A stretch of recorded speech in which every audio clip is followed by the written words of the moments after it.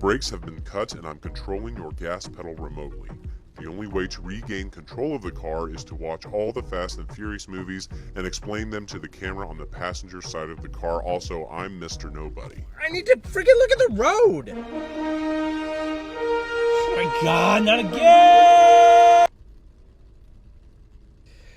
Alright, fine. Well, the entire series opens with, ironically, extremely slow to reveal title cards, like weirdly slow, and also not particularly furious, if I'm being honest. We see a shipping container full of extremely shitty and tiny Panasonic TVs with built-in DVD players, firmly placing this film in 2001. A shipyard worker guy calls somebody on a cell phone, presumably providing the necessary information to steal all those crap TVs, and you'd think the writers would have gone with something more timeless like guns or car parts or Tamagotchis or something. And then we immediately cut to the heist itself with three totally rad Honda Civics hijacking a truck driven by the world's most patient trucker. Seriously, he just kind of sits there and lets them harpoon his truck twice without so much as swerving or hitting the brakes or something else. He does try and smack the guy who hops onto his truck with a bat, but the driver is shot with some sort of tranquilizer and the thieves just make off with the truck. And also maybe the truck driver? No word on what the hell happened to him, but I imagine he wakes up in an Arby's bathroom chained to a wall with a saw on the floor. Anyway, we then cut to a guy named Brian driving a super green car super fast through a super empty parking lot. He then gets super furious because I guess it didn't go fast enough. And he drives from there to Toretto's Market and Cafe to get a tuna sandwich with no crust. No crust? No crust. Because Brian is apparently an overgrown child, which also explains his oversized clothes.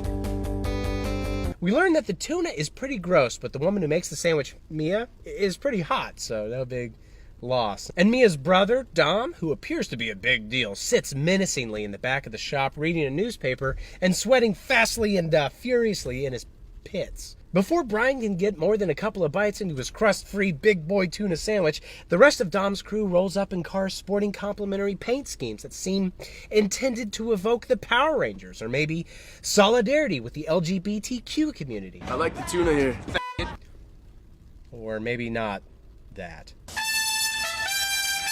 Anyway, the crew consists of Letty, who is dating Dom, Vince, who wants to date Mia, Jesse, who would date cars if society were more open-minded, and Leon, who presumably wants to date a better agent because his character does and is nothing in this movie. Vince immediately accuses Brian of having a mental illness. What is he, sandwich crazy? And then does a real quick advertisement for Fat Burger. My Fat Burger from now on. You get yourself a double cheese with fries for $2.95. That accomplished, Vince then wails on Brian in the hopes of winning Mia's affection and allowing us a chance to listen to the not quite classic Watch Your Back. Watch your back! This annoys Dom, who breaks up the fight and then threatens Brian that Dom's gonna get him fired from his car parts selling job, but Brian's boss hangs up on Dom mid-phone call and doesn't fire Brian, so I guess Dom's maybe not that big of a deal. But Brian still wants Dom's respect, however, so that night he takes his dope-ass car to a street racing event to challenge the man, the myth, the beefcake. And to better his chances of winning, Brian loads his car with two just friggin' massive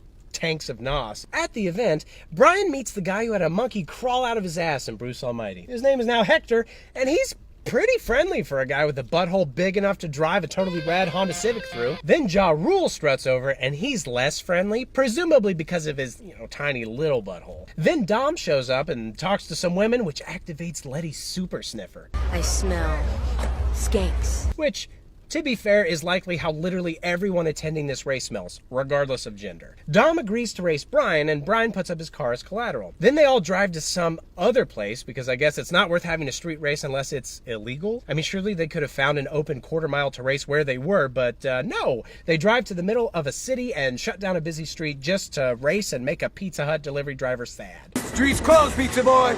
God, street racer. Dom, Brian, Ja Rule, and a guy named Lance Nguyen line their cars up, and Dom turns on some fat pre-race beats. I just want a picture of a goddamn hot dog. While Ja Rule gets turned on by a random woman's fat boobies. Meanwhile, Lance plays video games in his car, and Brian activates some complicated computer system, because everybody has a thing, I guess. And the race starts, and even though presumably it's only a quarter of a mile and the cars appear to be moving at brain-warping hyperspeed, it takes a full 2 minutes. That's 7.5 miles per hour, kids!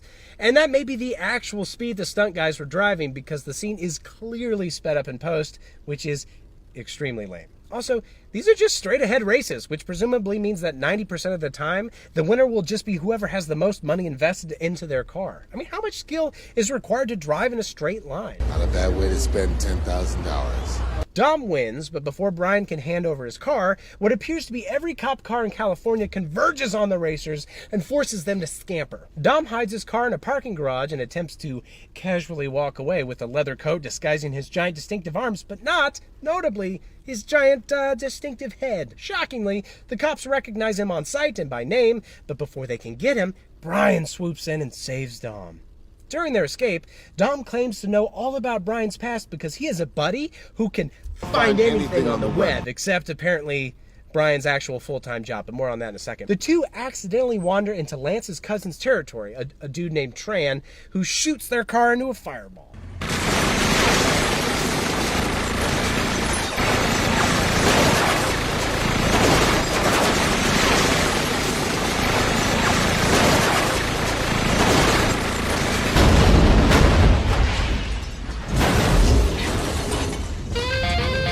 And because of this, Brian owes Dom a new car because street rules, I guess. Dom and Brian take a taxi back to Dom's place, where Vince is continuing his losing battle and trying to get laid by being a guitar party guy, but with a Zakk Wylde electric guitar, which is a nice twist. And an angry Dom grabs half-drunk Coronas from his other crew members and gives them to Brian to drink, which is objectively disgusting. Then we get a little Snapple ad, which, along with Corona and Fatburger and maybe tuna, is presumably how the movie paid for, and honestly, an impressive amount of cars and extra butts on screen at any given moment.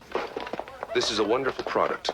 The next day, Brian is nabbed by some cops, but it's all a ruse because, get this! Brian is a cop! That was his secret full-time job I couldn't tell you about earlier, you remember? And the arrest is just a sneaky way to get Brian to their cop meeting place, even though I know Brian has a cell phone.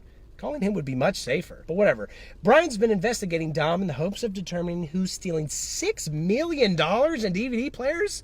Where do you fence that many DVD players? Well, actually, you could probably sell them to Target, and I'm not going to get into it now, but places like Target buy stolen goods off the gray market all the time. Before he leaves, this meeting, clearly meant solely to brief the audience, as there's no way it's nothing Brian shouldn't already know, Brian demands the cops buy him a new car because his car got exploded by Vietnamese gangsters. And this new car Brian brings to Dom is just a different exploded car. But that's okay, because it has a hella sick engine. And so Jesse has faith it can be fixed if they only invest $15,000. At no point does anybody think to ask Brian where he keeps coming up with these sick cars and the sick money and how he can afford to avoid eating sandwich crust like he's a wealthy sultan. I mean, as far as they know, he works at like an AutoZone. Jesse and Brian get to work, and Jesse says a lot of smart car part sounding words, and Brian's like, why didn't you go to MIT? And Jesse's like, because I have ADD, so... Dom is excited for Brian to finish the new car so he can take it to the Race Wars, which isn't a horrifying agenda promoted by white supremacists, but rather a more legal street racing event. It's never quite clear what Race Wars is other than a very literal race, but how it differs from anything else is unclear. Then, Brian gets invited to a family barbecue where Vince in a sexy fishnet tank top gets pissed by Brian's presence and drives away for 5 minutes before returning, claiming that he has to eat because I guess catching fish with his shirt wasn't working out and apparently Arby's wasn't invented in 2001. What about that killer Fatburger deal? Also, Dom forces Jesse to pray because he went for the chicken first. But is this their first family barbecue? How did Jesse not know about this rule? Is it brand new? Is part of ADD having trouble remembering Dom's prayer rule? You're never going to get into MIT if you keep forgetting Dom's prayer rules, Jesse. After dinner, the crew watches a movie on what appears to be the single shittiest TV in existence. They spend thousands and thousands of dollars on very specific car parts, but they can't afford a TV larger than a six-pack of delicious ice-cold Corona. In the other room, Brian helps Mia with the dishes so hard that she agrees to go on a date with him while Vince, cries at home alone. At Brian's store the next day, Hector comes in and wants 3 of everything and appears to purchase a bunch of stuff similar to those Honda Civics that have been robbing the trucks.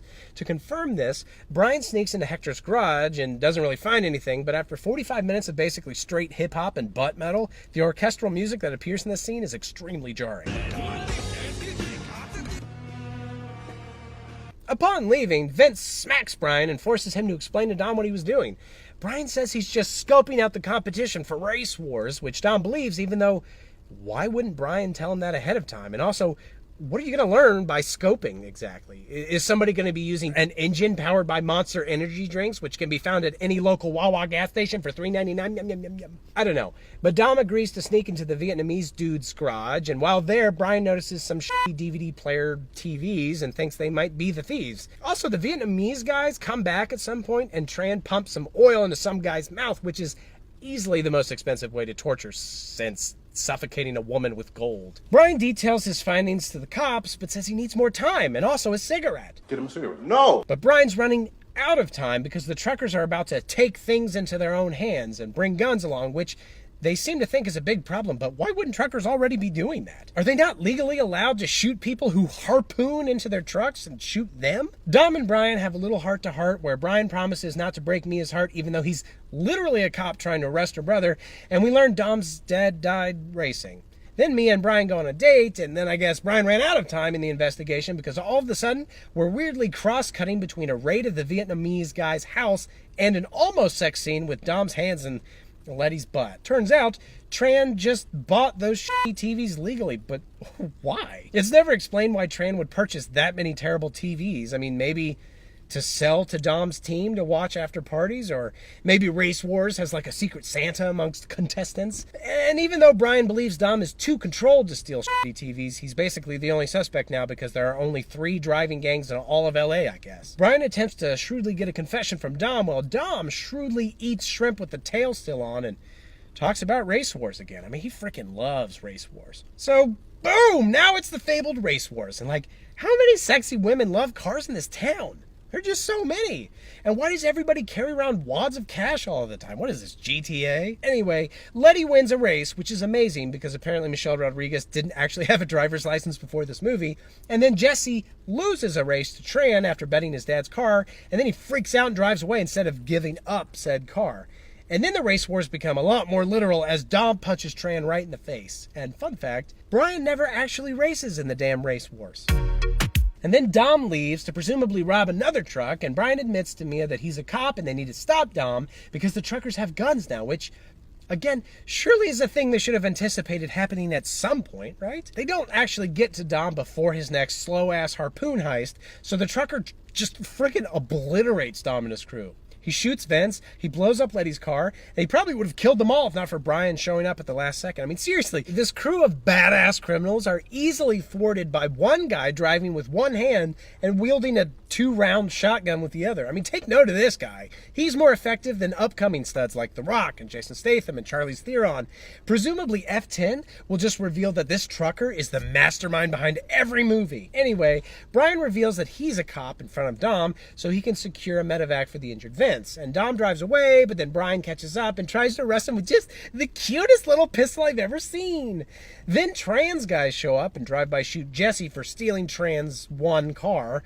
And then Dom and Brian hunt them down and kill them, and then I guess decide to have one last drag race for old time's sake. And they both narrowly avoid a train, but then Dom takes his eyes off the road like a student driver or like a Michelle Rodriguez and crashes anyway. And rather than arrest Dom, Brian decides that he loves his big baby-headed friend and gives him his car so Dom can escape. The implication seems to be that even though he's done bad things, Dom is a good dude, but Brian has been way off about Dom this whole movie. I mean, not only is he an insane truck thief, Dom stole $6 million worth of shit. That's not buying sick tires for your car money. That's buying my own private Race Wars Island money. Whatever. Here's 2 seconds of an original Ja Rule song about driving fast. Fast and the Furious. Ja Rule all one, yeah. Oh, and then there's a post-credit scene where Dom drives to Baja, Mexico, which appears to be the epicenter of all things Corona. So I'm sure he'll be happy and content forever. Seriously, I have to watch all the short films too? Yes. Okay, fine. Well, this short film opens with Brian clearly losing his freaking mind as his bathroom mirror melts into memories of his time with Dom. Also, the cops, sporting incredible hat, shower cap combos, bum rush his house to arrest him for giving Dom his keys. Brian really should have just let Dom punch him in the face to make it look like Dom stole Brian's car, because that's good character helping out bad character and wanting to keep it a secret 101. Brian escapes and immediately finds himself in another street race. And also, I am pretty sure that this film was shot on like soap opera cameras because the frame rate is way off. Anyway, Brian wins the street race and gets some money, and then he keeps driving, wins a few more races, sleeps in a few motels, eats in some diners, and manages to stay ahead of the cops. In one diner, he catches the eye of a hot lady with a car of her own, and she helps Brian avoid the cops because she apparently has nothing else going on in her life. Then Brian buys a new car, fixes it up, races some more, and then cooks meth? Oh, no, he just paints his car. At some point, Brian must choose whether to go to New York City, where it's cold and most people use public transit, or Miami, where it's warm and known for street racing, and he chooses Miami. That makes sense. This all happens sans dialogue. It's basically the intro to Wall-E or No Country for Old Men, because it's high art, is what I'm saying. And it ends with Brian showing up in Miami and me realizing that 6 minutes of my life are now gone forever. Not sure who asked for a road trip documentary short film to explain how one might drive from LA to Miami, but you're welcome. Why are you doing this? I don't want to talk about it. Come on, man. I said forget about it, cuh. I said forget about it, cuh. Anyway, the sequel begins with twice the budget of the first movie, and that money is put to good use right from the beginning, with the Universal Earth turning into a gear shift and title card reveals that are way faster and way furiouser than the last movie. Honestly, maybe too fast and maybe too furious. And we open on yet another series of butts and an impending street race. 3 cars pull up to race, but as it turns out, you need 4 people for an illegal street race to be legitimate, according to Ludacris, whose music is literally playing in the background. To help them meet their quota, Luda calls another racer to see if he's free. It's Brian. See, Brian is now doing the illegal street racing thing full time and agrees to the race because he needs some cash, while another racer really hopes to win so he can pay rent, and yet they all fork over a freaking $35,000 in cash that was stuffed into their underwear and oversized pockets. I guess early aughts Miami really struggled with inflation. Anyway, the ensuing race is much more interesting than anything in the first movie because they actually have to turn corners, and then at the end they jump a bridge because Tej, which is the name of Ludacris' character, thought it'd be funny. And it should have killed them all, which admittedly would have been very funny, but it doesn't. Brian wins, obviously, and gives Tej some of his winnings, and in return, Tej makes a pass at Brian. Just remember me when you wax, alright? But before Brian can wax himself for Tej's pleasure, the cops appear once again, and you'd think these racers would have a better contingency plan for a thing that happens literally every single time they race, but they don't. So Brian's car gets taken out by a futuristic EMP rocket launcher that can't possibly be real. And then Brian is hauled before his old boss from the first movie and is recruited to take down a crime lord named Verone through the power of street racing and his knowledge of the only pizza place in the world that makes car engines. I didn't know pizza places made motors. Brian only agrees to the job if he can ride with one of his own boys, so he recruits his one-time friend Rome, who drives in demolition derbies despite technically being on house arrest. How does he achieve that? Well, his house is a mobile home, so he just drives it close to the event. I can't believe nobody's ever thought of that before. Brian and Rome exchange some words and punch each other a bit, but Rome is convinced to help after he's told his and Brian's records will be expunged, which is exciting.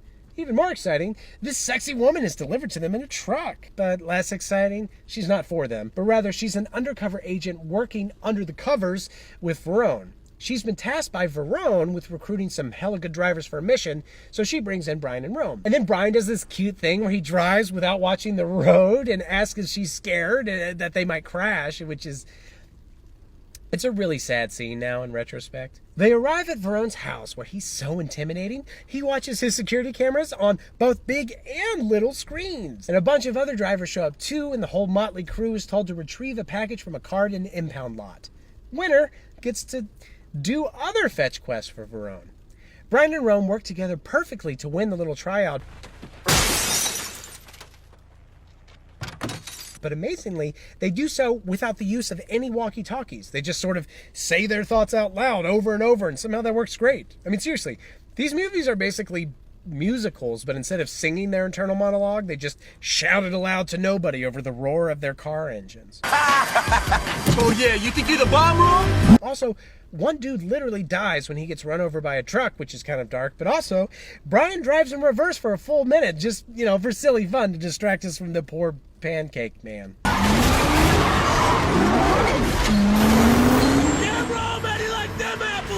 Brian and Rome once again meet with the cops in person, which is a massive liability, and the main thing that happens is Rome accuses Verone of tapping Fuente's sweet butt so good she's no longer interested in being a cop. Happening how? After the meeting, Brian and Rome decide they need new cars because their government-issued rides have GPS trackers in them. To do this, they street race some dudes for pink slips. The other guys have faster cars, but they're no match for Brian and Rome, in part because they don't have NOS in their cars, which isn't exactly inspiring. They leave the poor men in the street huddling their sexy women for warmth from the cold Miami freeze. Then they go to meet Verone at a club. It's literally the only reason they go there, but then they awkwardly pretend not to see Verone, even though he's right there waving. But anyway, eventually they go say hey to Verone, who tortures a different cop with a hot tummy rat trap worthy of Saw, until the cop agrees to buy Brian and Rome a 15-minute window of no cop surveillance so they can leave Verone's compound unhindered for delivery. Later, Fuentes throws on half a shirt and sneaks into Brian's love boat to reveal even if they do make that delivery, Verone will still kill them, which is kind of shitty. Even shittier, a couple randos show up to see if Fuentes is at the boat, and she gets away, but not before Paul Walker crams more acting into one 20-second scene than the rest of the series combined. Put the gun down! Put the gun down now! I'm gonna shoot the shit out of them! Put the gun down! Don't be metal! Put down the gun! Wait! Now! Enough! Later, Rome and Brian share a heart-to-heart, and Rome reveals that he eats a lot because prison food is bad. And also, he has a high metabolism, which is the kind of characterization that would make Sid Field just weep with joy. Man, when you start eating so much? I was in jail, bruh.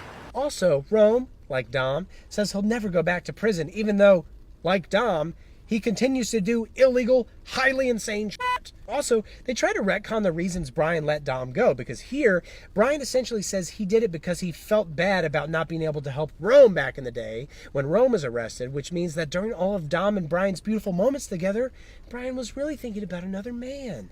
Then they have another in-person meeting with the cops to confirm they're all still planning to take down Verone once the money is delivered.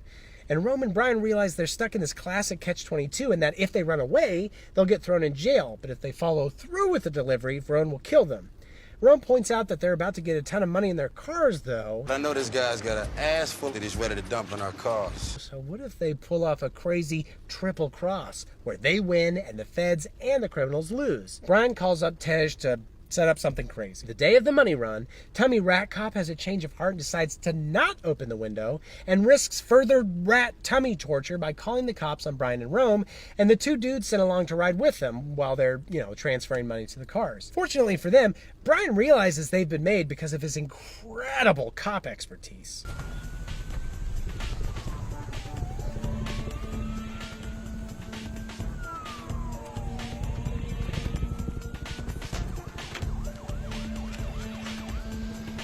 Cops. This instigates a massive chase where the cops send every police car in the state of Florida after them, which is insane overkill. Like, how is 30 cars chasing you from behind any different than 3 cars? For one thing, if the front car crashed, it wouldn't take out 15 cars with it. But whatever. The deal they worked out with Tej ahead of time was apparently unleashing 1 million cars of their own from a garage to sow confusion, allowing Rome and Brian to switch cars and escape. It's basically the end of Rise of Skywalker, except without being forced to imagine an old, wrinkly man in a robe going down on some chick. They not only lose the cops, but also the feds. Also, somewhere in the middle of this, the guys really bond with their future killers. They're just having the time of their lives riding around with these pros. At least until Rome bashes his guy's head and shoots him out the door into the water. And Brian realizes Verone is actually in a different spot than he said and than the feds thought he'd be in. And so he goes to confront him in person and hopefully save Fuente's sweet butt so he could maybe tap it himself. That doesn't really work, but then Rome comes slamming back into the picture with a decent Demolition Derby callback. Verone then escapes in a boat, and the only way to get to him is to jump their car out into the water and onto the boat, and that somehow works. And they shoot Verone and save the day and expunge their records. Rome also stuffs some money into his underwear, which will presumably allow him and Brian to open up a garage of their own, or it's possible that stealing federal property and evidence could get them thrown in jail for life. And also, let's back up for a second. Wasn't there supposed to be a double cross? For some reason, they made it look like they were trying to thwart the feds, but they end up just working with them exactly as planned. I mean, I guess the surprising part was just organizing the Tej Strikes Back moment, but I don't know. I thought they were going to win on their own terms. It's a little lame they went back to working with the cops. But whatever, the credits play over PS2 era graphics depicting the events of the film in case we forgot and or wanted to see them again, but shittier.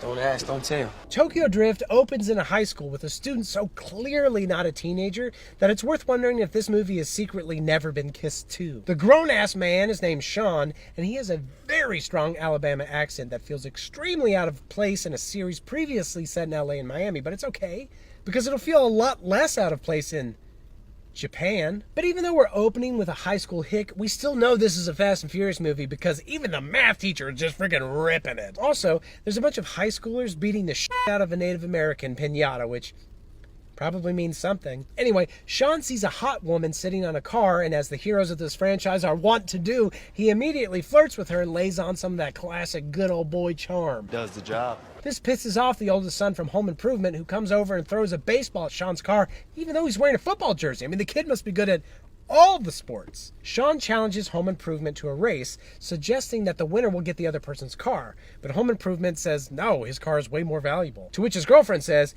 how about you race for me? Which Home Improvement agrees to, even though he already has her. Right? They head over to a neighborhood development, and the race begins after a girl throws her bra in the air, which is actually pretty poignant because aren't we all just so many bras in the wind? Sean wins the race, but not before obliterating his own car and basically killing his newly won girlfriend. They end up at the police station where the other two are let go, presumably because the one kid's dad is the famous toolman Taylor, but Sean is told that this is his third strike, so he's going to go to juvie unless he moves to Japan. I don't think that's how laws work. But so now Sean's in Japan and living with his estranged father, who is introduced as freshly wet from banging a prostitute. Sean's Navy dad is listed as Major Boswell in the credits, but the Navy has no rank of major, so maybe Sean's dad is actually a con man or an Arby's cashier or something. This man, who may or may not be in the military and seemingly pays for sex, has some very strict rules about not driving cars and being at school on time, which is definitely going to play into this movie later, I bet. So Sean shows up late to his first day of school. Okay. Yeah, there it is. And doesn't understand some things because everything is in Japanese. Thankfully, Lil Bow Wow shows up and tells him Japanese food is like the army because don't ask, don't tell, which I assume means that sushi is Gay. See, Bow Wow's thing is that he sells consumer items like Air Jordans because he loves Michael Jordan, which is a cheeky reference to the hit film Like Mike that is, like Lil Bow Wow, just the worst. What? Also, his name is Twinkie for reasons that he doesn't tell, and I am too afraid to ask. Sean mentions he likes cars, so Twinkle Toes takes him in the ugliest car ever created to a parking garage where a bunch of people are revving their engines and their young libidos. Sean notices a girl from school named Neela and once again lays on his molasses charm real thick until her boyfriend, known as DK, shows up. You know what DK stands for? Donkey Kong. And no, he's not an anthropomorphic primate who was once the sworn enemy of an Italian plumber, but rather the Drift King. Because he's good at making his cars drift, and Japan's government is technically a constitutional monarchy. DK gets chest-pounding mad at Sean, and Twinkle Twinkle Little Star gets scared because DK is Yakuza. Sean doesn't seem too worried about that and challenges DK to a race, despite the fact that Sean doesn't even own a car. Thankfully, the chillest dude in the history of the world is nearby and offers Sean his car. That guy's named Han Lu, but goes by the alias Han Solo because this series has layers. Sean accepts the car and races DK after a Japanese version of Colin Hanks says go. But Sean loses and obliterates now Han's car. But Han, ever the chillest, just calmly eats what appear to be Totino's pizza rolls while it all goes down. Also, at some point, Bow Wow gets into an elevator with a bunch of women and breaks the fourth wall to wink right at the camera, so we know that we definitely don't need to ask or have him tell, okay? Sean goes home and his dad is mad and says Sean will go to juvie if his dad kicks him out, which doesn't really make any sense to me unless there's a deleted scene where a judge ordered Sean had to go to Japan and live with his dad to avoid time. I mean, is that a thing that happens? Is that what maritime law is? The next day, Han picks Sean up from school like the father Sean's dad never was and takes him to a spa and tells him to get money from the largest man I have ever seen. That big man throws Sean out of the spa, although not before letting him get redressed, but Shawn goes back and is immediately thrown out again, but then the big guy pays, even though he's been in no way harmed or coerced. And the scene makes no sense at all, but when you're making a feature film, you need to make sure it's at least 90 minutes long, and this scene helps with that. Welcome to my masterclass. Butthole big enough to drive a... the butthole big enough to totally drive a totally rad Honda Civic through. And then Ja Rule struts over, and he's less friendly, presumably because of his small pouch. Buttholes, am I right? So funny. I'm a professional. Han says Shawn works for him now because he's DK's kryptonite, even though Shawn got his ass handed to him by DK. And also we learned that cops won't chase you in Japan if you're too fast, which is honestly really sweet of them. Han gives Shawn a new car at his fancy garage where Twinkerbell is, and I honestly don't understand who he is or what he does. Like, where does Twink Fist get all these shoes? Is he friends with Han? He's just always around, standing and sitting and even just watching while Shawn practices all of his drift moves, which is like 30% of this movie's runtime. Here are some really judgmental fishermen. Han and Shawn share a heart-to-heart, and Han reveals he is not a zebra. What I look like, a zebra? And also, he doesn't race unless it's for something important. And fun fact, Han literally never races in this movie, so I guess nothing is important. He does do some sick drifts around some ladies to get their numbers, so maybe that's the only thing that matters? Shawn sleeps with at Han's place and goes on a date with Neela. And the most interesting part of their date is this quiet, contemplative discussion about driving and their past and their purposes in life while literally pulling off insane, synchronized driving maneuvers on a dangerous mountain range and yet speaking with the casual intimacy of two lovers peering over the night skyline while resting gently on the hood. Truly, Neela is the greatest driver the series has ever seen, but nobody mentions it. Of course, this means that the next day, DK shows up to punch Shawn in the face. He's mad about the date, and not even the prospect of roasting marshmallows can calm his fiery temper. We're about to roast some marshmallows. This causes Neela to break up with DK, who then says, nuh-uh, so I guess they don't break up, maybe. And then DK's scary uncle shows up, who is a big deal in the Yakuza, even though I don't think he can read. Like, that's not the direction that folders go. DK's uncle, who I believe is named Uncle Julius in the cartoon, claims that Han has been skimming some off the top of their business. And this makes DK sad, and he goes to Han's garage to punch him in the face with a bullet. And then Twinkie Cream filling causes a distraction, and then they drive after each other through the streets of Tokyo for, conservatively, 15 days. This culminates with Han getting T-boned and exploded. Rip Han. Shawn takes Neela to his dad's house, where DK follows him, but before DK can shoot Han, Shawn's dad threatens to shoot DK.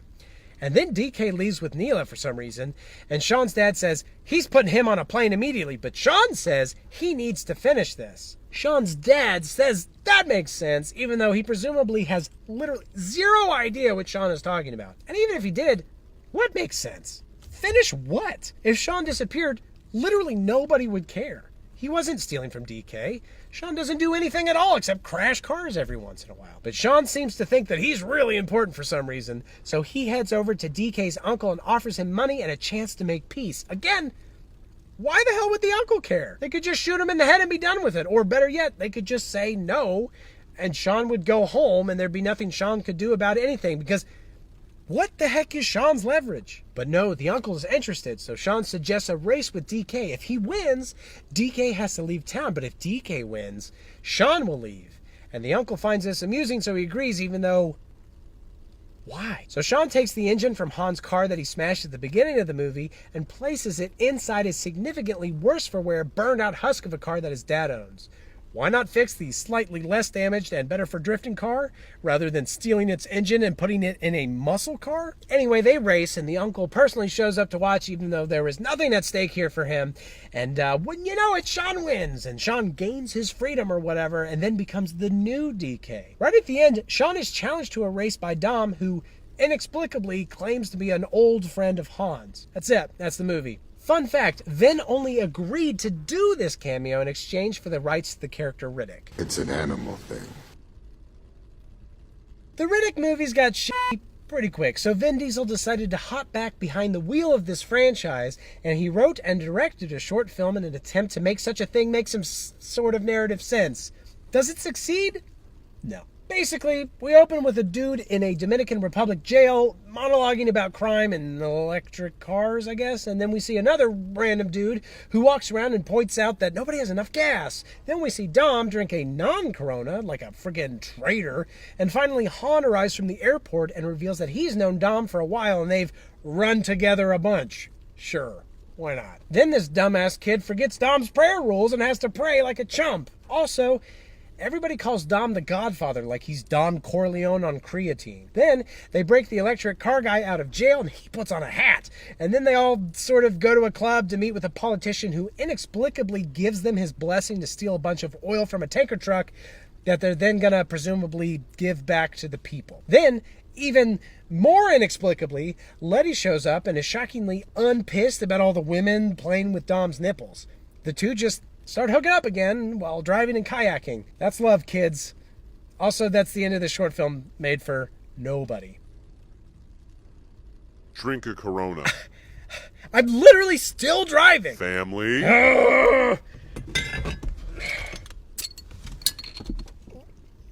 What you looking at, nutsack?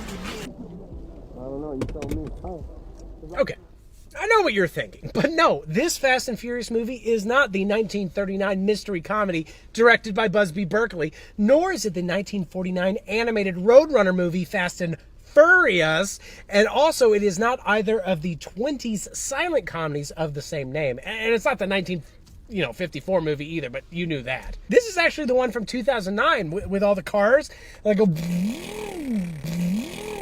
It opens on Letty, Dom, Han, and those two random dudes I never learned the name of pulling off the aforementioned gas heist. They've upped their game from hitting DVD player trucks to full-on Ford tanker gas trucks like a bunch of real greedy bitch lizards. This heist is much more complicated and yet also much more plausible because they actually attempt to not alert the driver to what they're doing. Of course, he finds out eventually and blasts them with his revolver before quickly realizing he actually does not give even a tiny shit and just jumps out of the truck like 10 miles before the next turn. He could have slowed down and made the turn, but that wouldn't lead to a giant fireball explosion. And honestly, how often does a person get to see giant fireball explosions in real life? Han and the two misfits steal 2 tanks of oil, but Dom and Letty get stuck in some impossible to comprehend scenario where they end up driving backwards away from an exploding gas tank and then suddenly forward under an exploding gas tank to let us know we have completely abandoned the premise that Dom is primarily good at driving in a straight line. Smash cut to some close-ups of butts and cars and another street racing scene while Dom and the boys divvy up huge wads of cash. Looks like the heist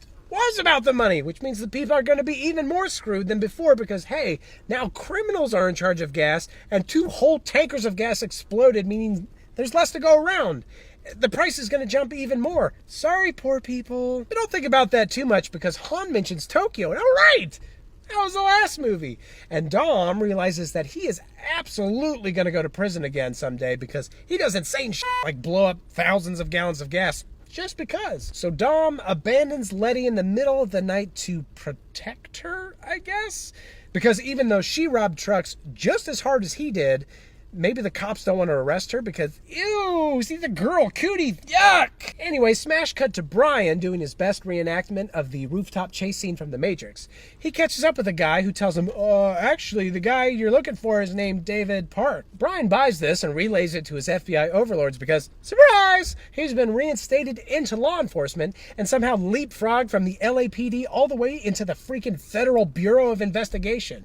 It's never explained what happened to the garage he started with Rome and his underwear money, but sorry, Rome. Side note, we learned Dom ran away to Panama, and while there, Mia calls him to let him know Letty was murdered, which is a major bummer to Dom, even though, he abandoned her. And Dom attends Letty's funeral in LA, but from a distance, so the FBI can't catch him because he's just too dang far away, even though they do know that he is back in country. We learn David Park is presumably an associate of a guy named Braga, a heroin dealer that's more powerful than Pablo Escobar, has killed dozens of FBI agents, is considered one of the gravest threats to national security, and whom the FBI is just going to stop chasing in the next 36 hours because it's taken forever to catch him, and they're tired of trying. Because that's how the FBI works, right? They'll work to catch the most dangerous criminal in the world, but none of it's too hard. So better work fast, Brian, or I guess the FBI will just let America explode while they focus their attention on the growing jaywalker epidemic. Dom, meanwhile, visits Letty's crash site and notices some nitro meth on the ground, which sounds like some real Walter White shit, but is apparently just some slight variation on the NOS stuff they all use and presumably belongs to the guy who killed Letty. You're goddamn right. Dom threatens to drop a car engine on the head of a dude who sells nitro meth before he also reveals the name David Park. You can see where this is going. Brian also has a little sit down with Mia to say that it's been a long, sad 5 years since they've spoken, which is crazy, right? I mean, why didn't he look her up? But whatever. She asks him why he let Dom go in the first movie, and Brian says he doesn't know. But yes, he does. He said it was because he felt guilty about Rome. Don't do Rome dirty like that. He's probably the second best character so far. Anyway, Brian and Dom arrive at David Park's place at the same time, and Dom punches the shit out of David, but both Dom and Brian learn of a street race Braga is hosting to recruit one last new driver on his heroin squad. David Park somehow manages to get both Brian and Dom into the race, despite both parties not wanting the other to be involved. I don't really understand how he swung that, but good work, David. Also, side note, Brian quite literally almost kills a federal officer by slamming his head into a concrete wall. Seriously, that would kill basically anybody, but boys will be boys, I guess. And I guess, to be fair, it's a Shea Wingham character, so no one really blames him. Anyway, race day! Dom is there, and so is Brian, but with a pretty killer undercover name. That's right. There are also 2 other drivers there so that somebody can later crash and explode for our amusement. We also learned Wonder Woman works for Braga, which is the Snyder cut I never knew I needed. Hell no. Anyway, so they race, but this time it's through traffic, which is much more interesting and crazy. Even crazier, every driver spends the whole race talking shit to each other, but like, how? They don't have radios or anything. They just have entire conversations without actually being able to hear or even really see each other. Pretty lucky that their random insults all sort of line up chronologically. Ghetto Smurf. Dom wins, and Wonder Woman tries super hard to ride his stick shift, and he's pretty into it, even though Letty's fiery corpse is barely cool. Brian's mad that he lost, and so he plants regular old non-nitro meth on one of the other drivers who made it onto the team in a previous race, and who just apparently loves Tootsies. Oh, what a big tootsie. He gets arrested, and Brian takes his place. Hooray for being a dirty cop. Dom and Brian are invited to Braga's club, where they talk to Braga's second-hand man, Ramon Campos, who tells them to have whatever drugs and stuff they want. Brian gets scared shitless by a guy walking behind him, and Dom wanders around to just see how many girls he can find that are kissing other girls. Dom eventually runs into a braless Wonder Woman who asks him what he likes in women, and Dom can finally admit that he's gay for cars. Are you one of those boys who prefers cars to women? I'm one of those boys that appreciates a fine body regardless of the make. I like the wine and not the label. Does that make sense?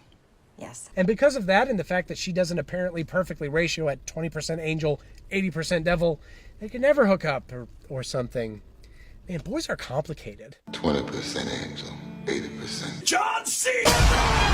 The next day, Brian and Dom are summoned to a warehouse, and Brian realizes they're scanning for trackers, and his car has one. And meanwhile, the cops are freaking out because they're like, why did Brian stop driving? Even though they can clearly see on their map that he's sitting in a warehouse. Brian kills the tracker just in time, and he and Dom are loaded onto a truck and taken somewhere to run some drugs. Their cars are loaded up with the good stuff, and they must now drive real fast through a tunnel that crosses underneath the border of Mexico and USA so quickly that they can't be tracked. And fun fact, this is also exactly how every would-be immigrant crosses the southern border. Thanks, Obama. Once they reach the location, it's clear that their team leader, Phoenix, is going to just shoot them in the head, just as we learn he did to Letty's team. And later we learn that Braga and Phoenix apparently do this all the time because they can always find other drivers, but I did a whole other episode about how this makes no sense.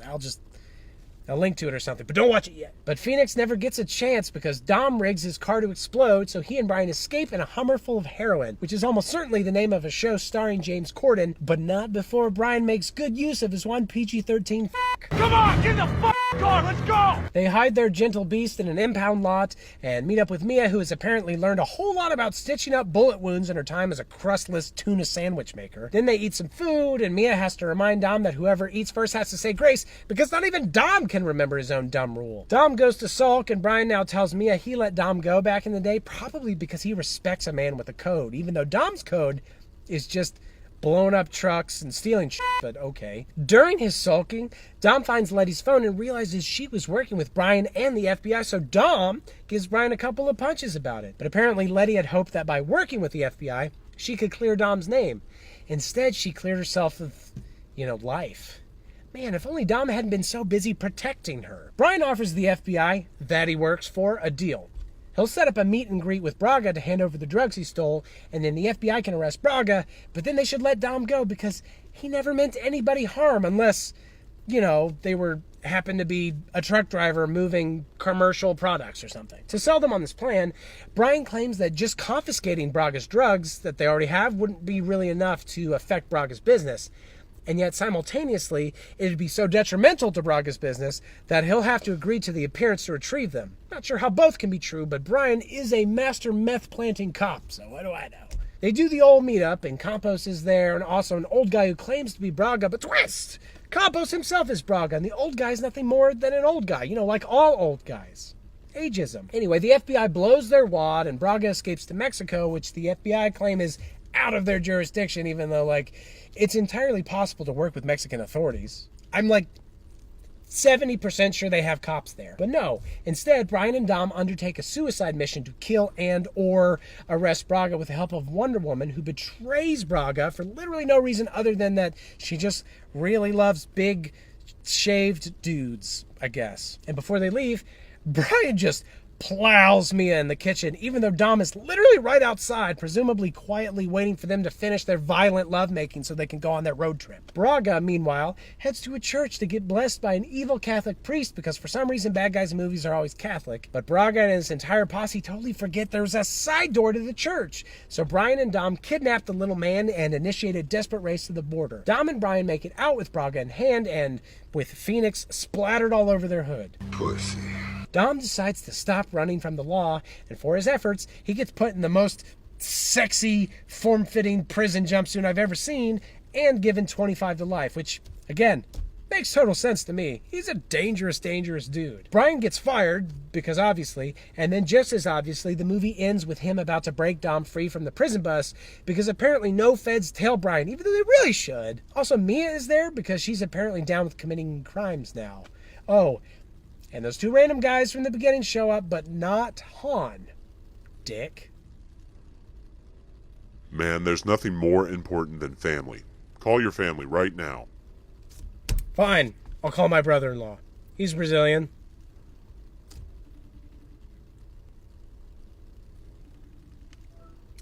Hey, bro. Just wanted to say hey. Hey, how is Brazil portrayed in Fast 5? Oh, yeah. It's all bullshit. Awesome. Love you, bro. I remember everything about my father. Anyway, Fast 5 starts literally right where the last movie ended, with the crew trying to free Dom from the prison bus by flipping it over, and oh shit, they killed him.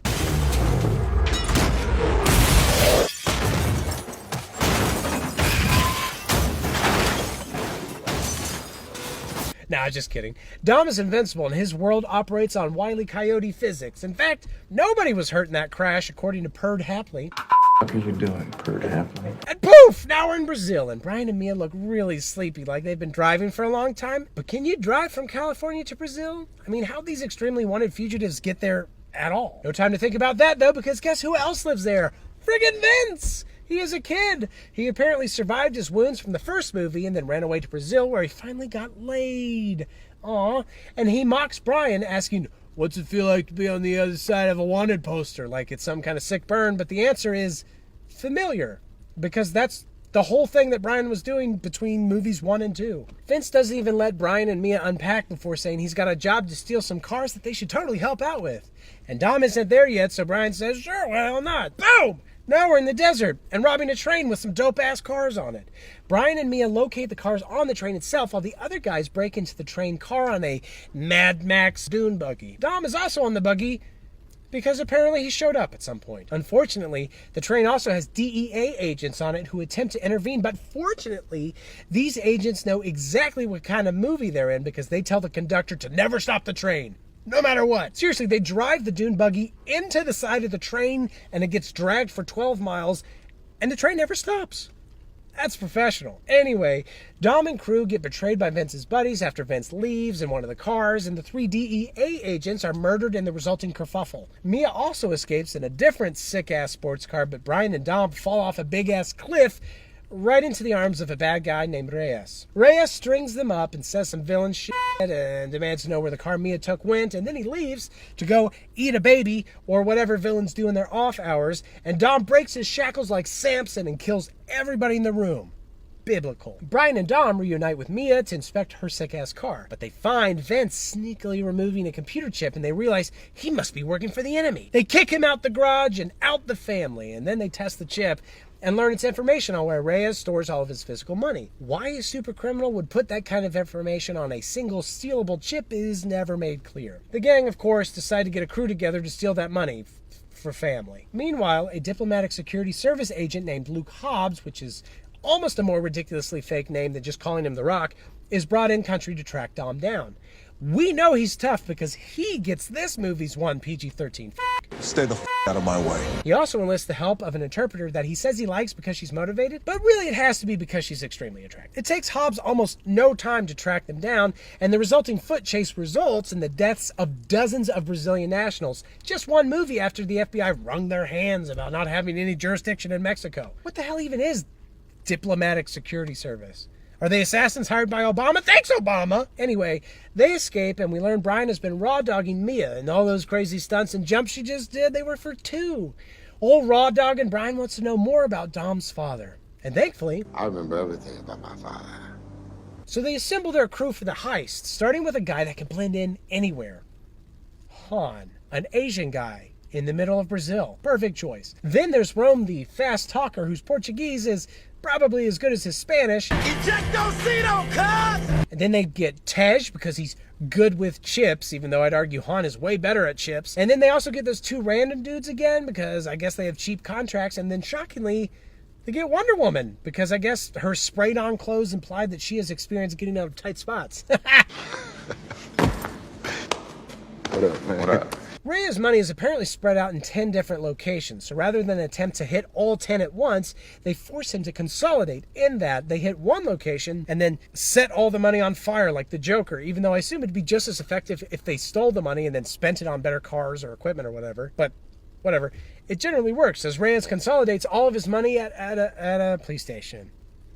Also, this is kind of annoying, but whoever's controlling my car did not give me versions with subtitles, so I don't actually know what anybody's saying in the Portuguese parts, but I'm just going to assume that Reyes is generally pretty upset. This whole time, Hobbs and his men have been carefully reconstructing Mia's car to determine what Dom and his team removed from the car.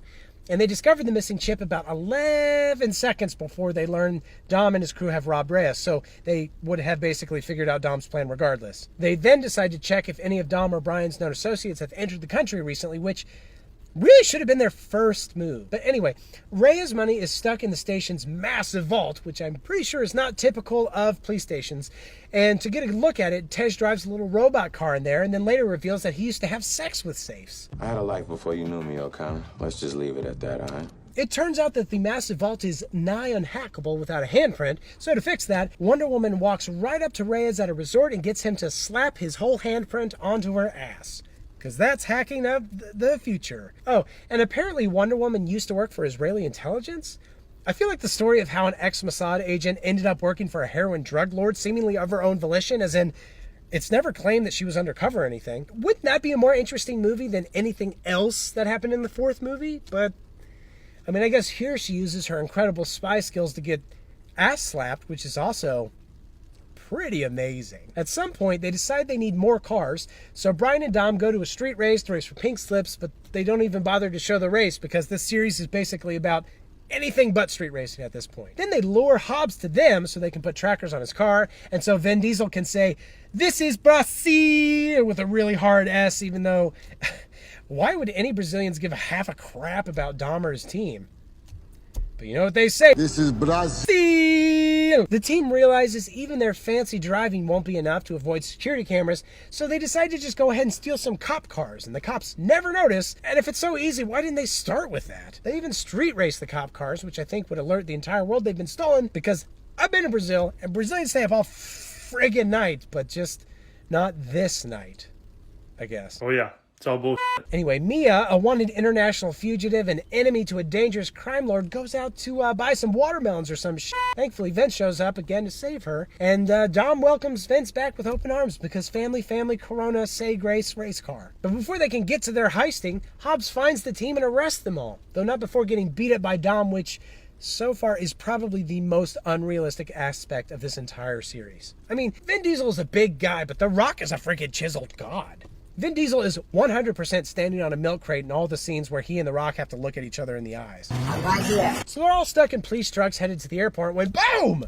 Reyes men attack from the rooftops with rocket launchers like it's Black Hawk Down. And I understand that Reyes is an evil criminal, but surely there are better plans than murder a bunch of U.S. federal agents. Even if they'd killed Dom and his entire team, the entire U.S. government would come bearing down on Brazil. The whole reason Hobbs is there is because Reyes men killed some DEA agents.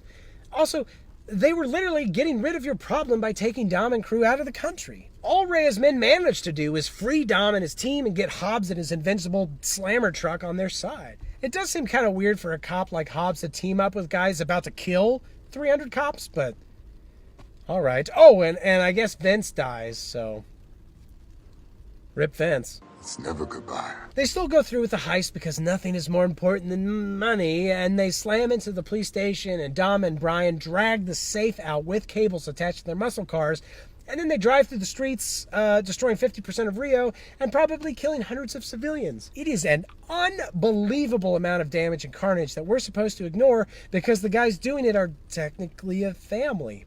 For Vince. Oh, and maybe Leon? What happened to Leon?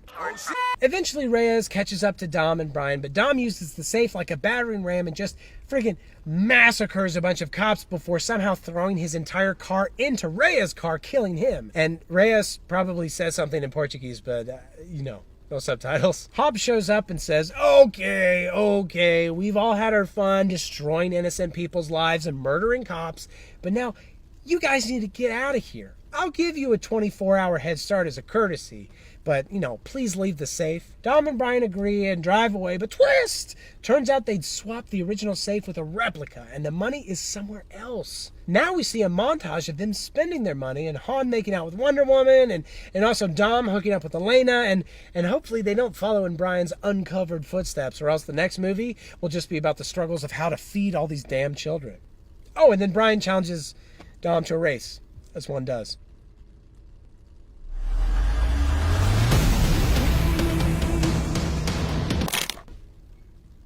The hell was that?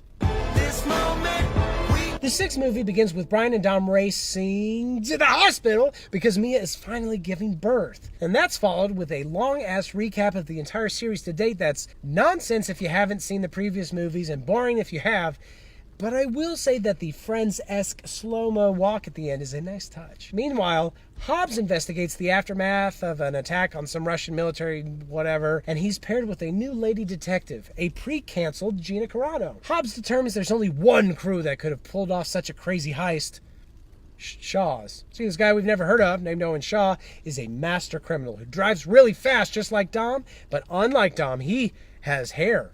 Also, he's much Britisher. It's amazing. Then we get a quick glimpse of how the crew is spending their retirement.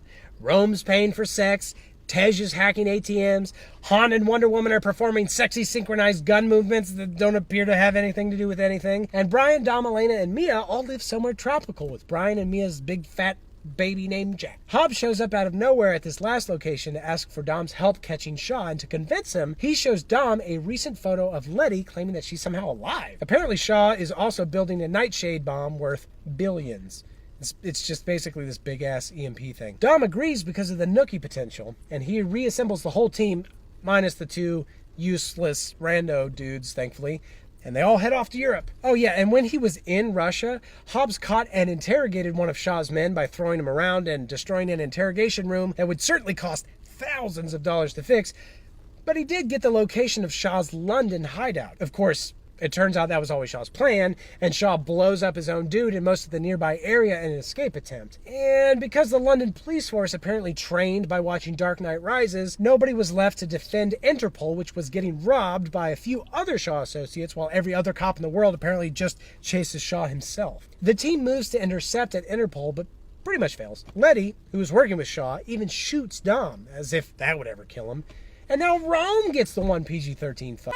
That's a clear sign to back the f off. Shaw's people steal a database from Interpol with the location of other components for their night MacGuffin. So, because of reasons, Dom's crew now only has 4 days to determine where Shaw is and to get themselves some new super fast cars to, I guess, stop him with.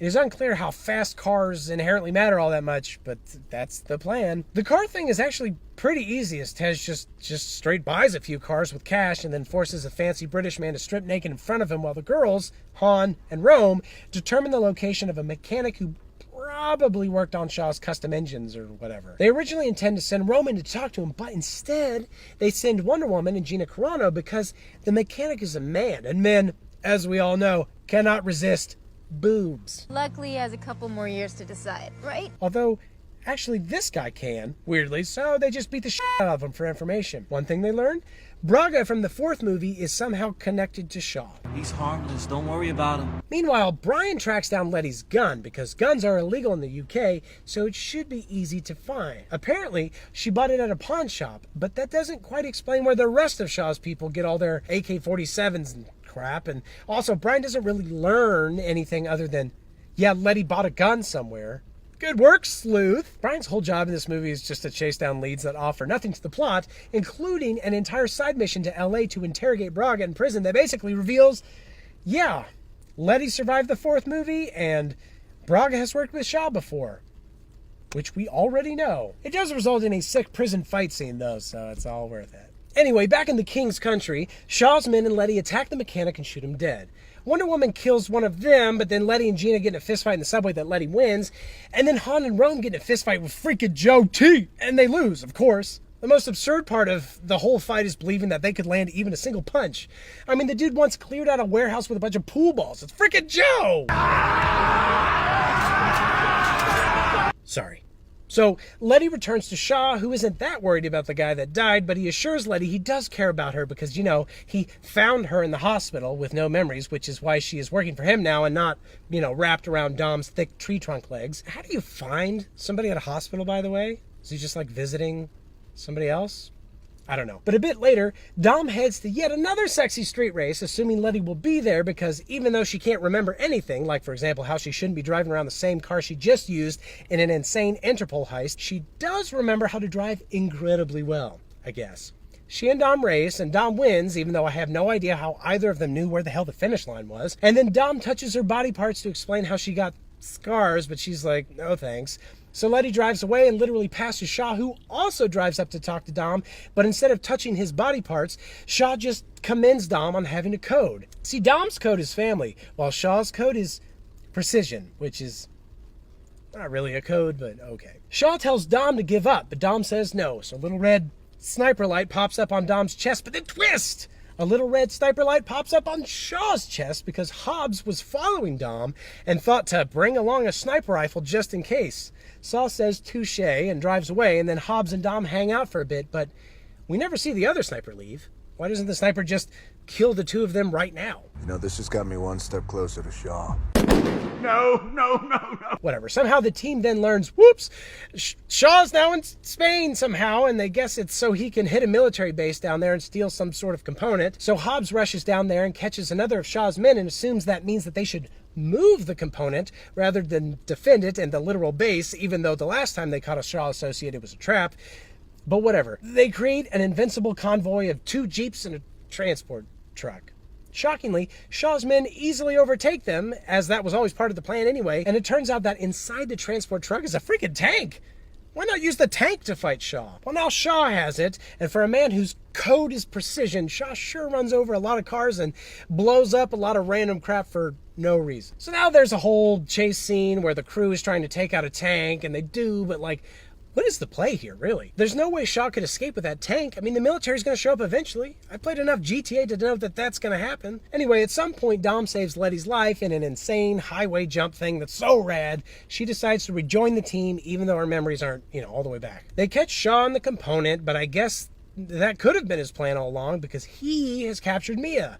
Shaw tells them that they have to let him and the component go or he'll kill Mia, and a British Army guy standing there says no, but Hobbs points a gun at him and says yes, which is pretty insane considering it could mean the end of civilization, but I guess Hobbs is part of the family now?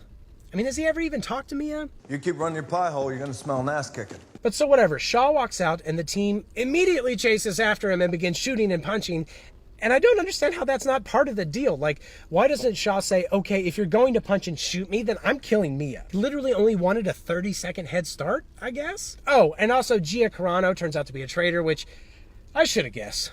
Canceled again, Gina! And I do have hot blood. Shaw's escape plan involves having a big-ass plane land, stay in motion, load up Shaw and his boys, and then fly away. But since the crew is right behind him, there's a really long scene where they try and stop the plane and save Mia and blow up Shaw, and eventually it all works because the runway is conservatively 75 miles long. Unfortunately, in all the chaos, Wonder Woman dies to save Han's life, so he decides to go to Tokyo like he's been saying he will for 3 straight movies. Hobbs grants the whole crew pardons and they have a family barbecue at the Toretto LA pad, and Dom breaks up with Elena because he is Letty now, sorry. But Elena says it's cool, her family is cops, which is probably the saddest of all the families. Oh, and Rome has to say grace because he ate first because nobody is ever going to learn that freaking rule. In a post-credit scene, we learn that Han was intentionally killed in Tokyo by somebody with a British accent and a swimmer's physique, presumably setting up the bad guy of the next film.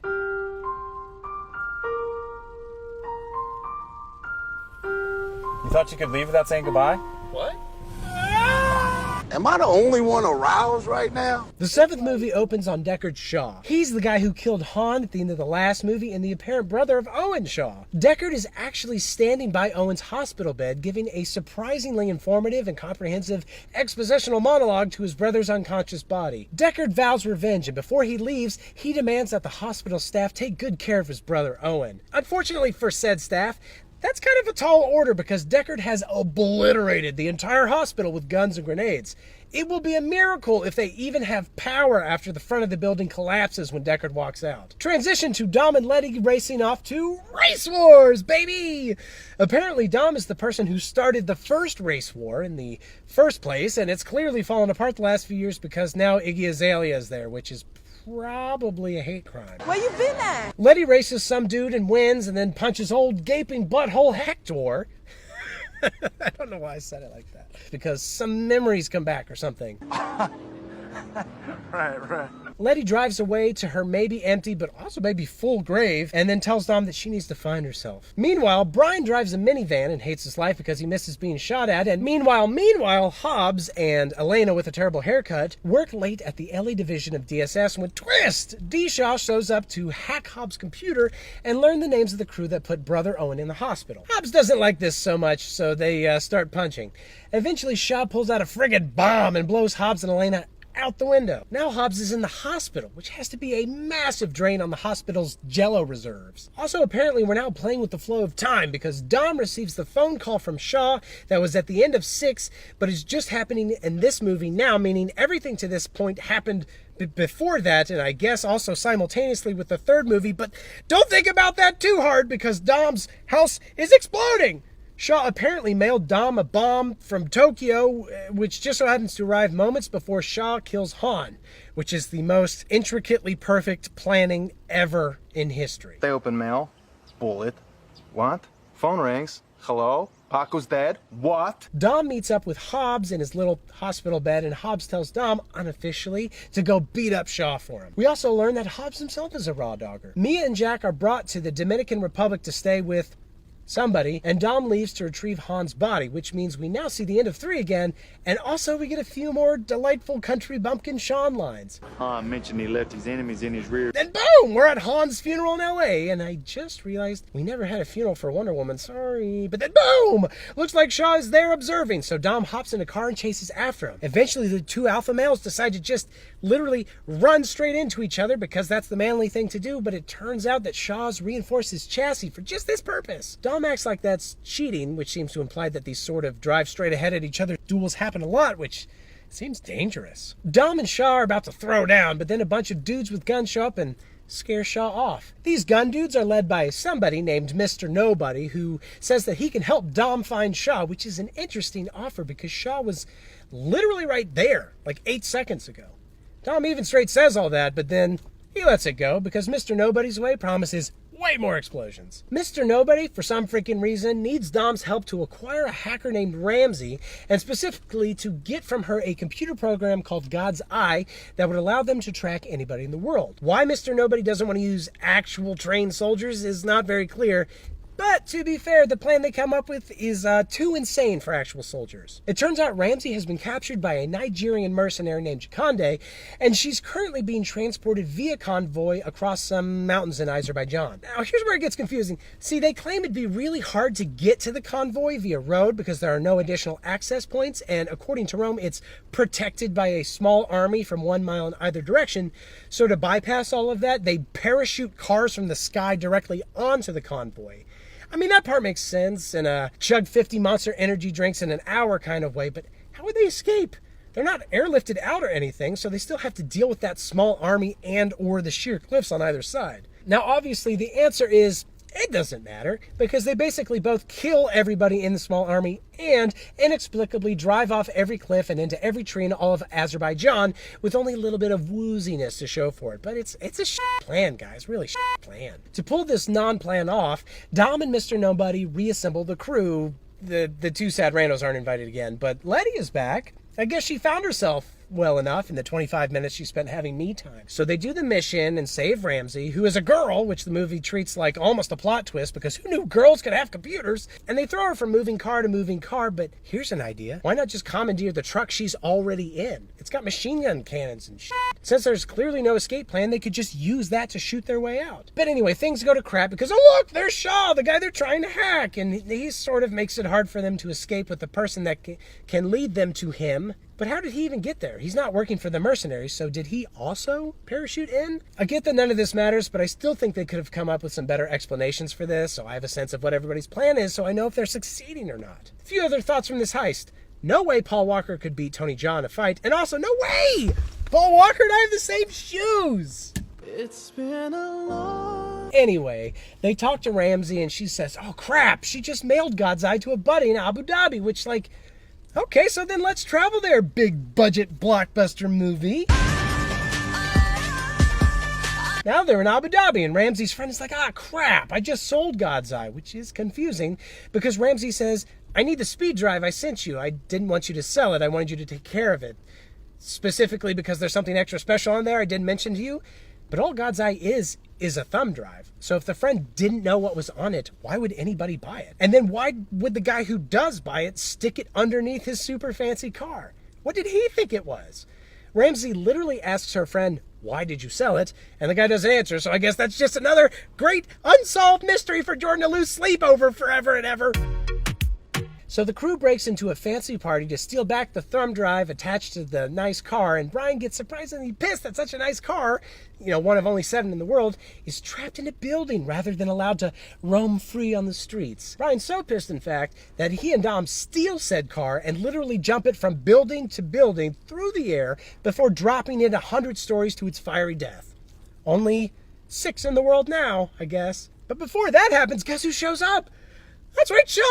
I found him! I found Shaw, and I don't even have God's Eye or anything. Whatever. They escape Shaw again in the hopes of finding Shaw later, and then they use God's Eye to find where Shaw is. It's genius. Turns out he's in a random warehouse somewhere, and they clearly don't realize there's still 45 minutes of runtime because they assume they can just bum rush the warehouse and catch Shaw unprepared. Wrong. Also, Dom wants to hit the warehouse without his crew because he says they're not killers. Wrong. Wrong, bitch. They find Shaw eating fancy food when they show up, so it's all foobar. Shaw is now working with Jakande, and his boys come in and shoot a bunch of Mr. Nobody's soldiers. The important characters survive, of course, but they lose God's Eye again. How will they ever find Shaw? You think they could just stand still for 15 minutes so he could come to them? Actually, yeah, that's what they decide to do. They travel to LA so they can fight on their own turf and basically make a plan to hack God's Eye remotely, which requires them to always be within 2 miles of the device for a certain amount of time. To achieve this, they need to convince whoever is utilizing God's Eye to chase them close enough that they can keep hacking. Now, I'm no God's Eye expert, but that device can work from literally anywhere in the world. I mean, it'd be stupid to physically bring it into battle, right? Right. Well, thankfully, he brings it anyway. On that note, why does Jakande want to kill them? I mean, he already has God's Eye. There's no reason to kill the crew other than because it's personal, I guess. But at least he comes prepared because he arrives with God's Eye stored on an attack helicopter armed with a freaking remote Predator drone like it's Call of Duty. So these African mercenaries shoot up Los Angeles while the crew drives around trying to stay alive, and it is freaking bonkers that the military literally never steps in. They're blowing up entire buildings and shit, and the news is reporting on it, and the country's top generals are all like, man, I wish we had spent our $900 billion plus budget on a couple of fighter jets or something that could take out one helicopter, before it wreaked havoc in one of our most important cities unchecked for over half an hour, but alas. It turns out the U.S. defense budget should all probably just be allocated to The Rock because Hobbs sees what's going down, climbs out of his hospital bed, literally flexes off his arm cast, and then drives an ambulance on top of the Predator drone somehow. Then he grabs a chain gun and almost blows up the helicopter, which is really frustrating to Jakande, who's already way on edge. Oh, and also Shaw's there too, but he and Dom crash cars again and then sort of fight off to the side all by themselves for no reason or purpose, and Dom wins in part because he activates his angry cat powers. Eventually, Dom rejoins the main fight and somehow manages to jump his car into the helicopter and hook a bag of grenades on it that Hobbs shoots, but not before this little guy grunts off a couple of missiles. Dom survives thanks to a combination of extremely violent Brian CPR. God damn it! You come on, you breathe! Go, breathe! Come on, damn it, let's go. Come on, Dom, I need you to breathe. Come on! As well as Letty giving Dom positive love vibes. Watching Dom fly through the air and crash again brought all her memories back and reminds her that two of them actually got married at some point. Dom didn't tell her before now because, according to him, you can't tell somebody to love you, but actually, it's probably because he didn't want to admit that he married her and then literally ran off in the night 4 days later? 12 hours later? They got married in the Dominican Republic, which was featured at the beginning of the 4th movie, and she'd only been in the country for a few days, tops. And he immediately was like, no! You will never be alone again. I vow, wherever you go, I go. You ride, I ride. You fight, I fight. And if you ever die on me, Dominic Toretto, I'm gonna die with you. Nope! Does Letty remember that part? Nope! Deckard then gets taken to a CIA black site until they need him for future movies, and the crew takes a beach vacation and cries a lot while watching Brian play with his kid. They say they need to let him retire to be with his family, but they're crying and talking like he's dead or something. Weird. Then Dom tries to leave without saying goodbye, but Brian doesn't let him not say goodbye, and yes, I know what happened.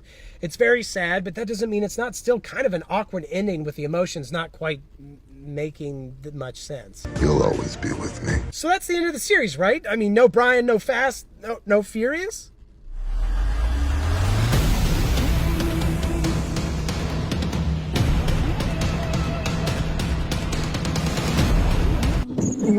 Keep waiting, bitch. Well, Paul Walker's death doesn't mean we've completely satiated our appetite for butts, because the 8th movie opens on a real butt buffet. I mean, a real booty blowout. Dom and Letty are on their long-delayed honeymoon, and what's a better honeymoon than a trip to Cuba with an all-inclusive spread, am I right? Apparently, Dom's cousin is there, another great thing to bring on your honeymoon, and his garbage car is repossessed by some dude who he owes money. Dom offers to race the guy, taking it in exchange for Dom's car, and even though that dude has a fast car, Dom agrees to drive his cousin's beater to prove you don't have to have a good car, even though that's a key plot point of every movie. Before the race, Dom rips all the parts off his cousin's car to make it go faster somehow, and Dom wins the race, but also explodes the cousin's car all to hell. So Dom then gives the cousin his car, which he could have just done in the first place without also dying while supposedly resting on a honeymoon, but where's the fun in that? Later, Letty asks Dom why he's never raw-dogged her so they could have a kid. I mean, Brian and Hobbs are doing it all over the place. Dom isn't sure, but the next day he's stopped by the terrifying sight of a white lady in dreadlocks. Almost as scary. She apparently knows who Dom is and says he's going to work for her whether he likes it or not. And to prove her point, she shows him something on a phone. We don't see the video, but I'm assuming it's Mr. Hands because Dom seems horrified. Transition to Hobbs, who is apparently training an army of middle school girls to kill. Demo! A governmental guy says he needs Hobbs to steal an EMP weapon from some terrorists in Berlin for some reason, and naturally Hobbs agrees, but will only do so with Dom's team, again, minus the 2 randos. We're then plopped into the aforementioned Berlin heist in media res. They've successfully stolen the EMP as one does, and they murder a bunch of Germans as one does, but the twist! Dom flips Hobbs' car and steals the device as one is not supposed to do at all. Hobbs goes to jail and the rest of the team escapes, but is very sad. Mr. Nobody and a de-aged Clint Eastwood make Hobbs a deal to avoid prison if he'll help them catch a sexy cyber terrorist named Cypher. Surprise, asshole. No, not that sexy Cypher, this sexy Cypher. Hobbs says no because he needs to set up another action sequence, and he gets put in a cell directly across from Deckard Shaw. They yell at each other a bit, and then all of a sudden Hobbs' door opens automatically. He tries not to escape, but then Deckard grabs a stun baton off one of the guards facing Hobbs and somehow uses it to not only open his cell, but every single cell in the jail. That is quite the design flaw. And because Deckard is escaping, Hobbs gets jealous. So the two of them fight their way through the melee until they reach Mr. Nobody again. Now they both agree to work for him because the action sequence is now over. Keep waiting, bitch. They go to Mr. Nobody's headquarters named, you guessed it, Arby's. I mean, nowhere. And the crew is already there looking sad and confused. I mean, I think they're a little upset that they'll be expected to work with the guy who literally murdered Han in cold blood, but they get over it when they realize just how many tickets Jason Statham could sell. They use God's Eye to try and track down Dom and Cypher, and it shows them, just like it did all the last movie, the bad guys are already in the room. Dom and Cypher break in and steal God's Eye, and for some reason they'll just murder everybody right then and there, and they leave, but not before Cypher kisses Dom's mouth. Yum, yum, yum, motor oil Corona. Side note, I really don't like Kurt Russell as an actor. I mean, it's like everything he says sounds like fresh baby shit. Rome suggests they maybe ask Brian for some help, but Letty yells, no, he's retired, okay? I mean, sure, they've been betrayed by their leader, and they're trying to stop a soon-to-be nuke-wielding terrorist, but let the man nap. On Cypher's plane, we finally learn why Dom is working with her. And it's not just because he has a weakness for blonde dreads. It turns out that Dom is a raw dogger too, and he got Elena pregnant. She didn't want to tell him because the screenwriters didn't know it yet, but Elena's already birthed Dom's son. Cypher will kill them both if Dom doesn't do as she asks. So the crew tracks Dom again, this time to New York City, and this time without God's Eye, because God's Eye is not very useful apparently. So they go there and they spend some time ogling cars in a CIA-sponsored fish warehouse. Meanwhile, Dom fakes car trouble so he can talk to a fancy British lady without Cypher knowing, because I guess they didn't bother to give Dom an earpiece or a way to communicate. The Russian Minister of Defense is visiting New York City that day, and Cypher wants to retrieve a nuclear football he brought with him because I guess he can't travel without it because it helps him sleep or something. But to make that actually happen, Cypher casually hacks basically every single car in the area